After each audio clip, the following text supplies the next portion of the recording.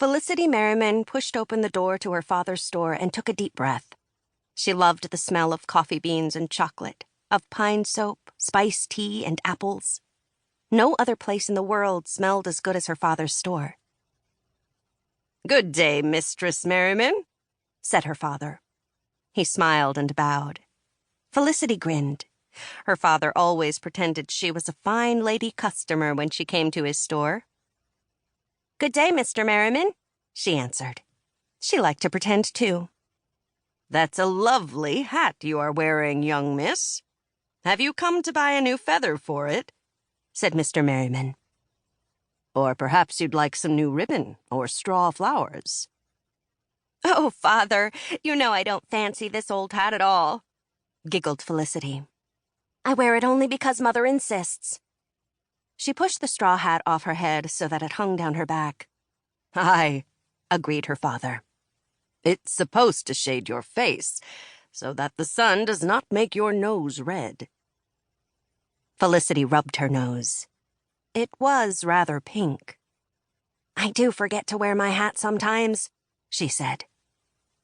Mr. Merriman smiled. "Sometimes you forget, and sometimes you are in too much of a hurry. I know my impatient girl. But don't fret. I think your nose is very pretty indeed." He tapped Felicity's nose with the tip of his finger. "And now tell me, what did your mother send you to fetch today?" Felicity stood very tall and pretended to be a fine lady again. "A penny's worth of ginger root, if you please, sir." Her father bowed. "Yes, madam, ginger it is," he said. "And here's a bit of rock candy for your trouble." "Thank you, Father," said Felicity. She popped the candy in her mouth and tasted its sharp sweetness. While her father weighed the ginger root and wrapped it in newspaper, Felicity looked around the store. The shelves were crowded with bolts of cloth, bowls, bottles, kettles, and coffee pots. Fat-bellied sacks of rice, flour, and salt leaned against barrels of nails. Everywhere Felicity looked, she saw something useful or pleasing. There were aprons, nightcaps, combs, spices, sponges, rakes, fishing hooks, tin whistles, and books. Felicity loved to daydream about the faraway places everything came from. The tulip bulbs came from Holland, the tea from China, and the cotton from India.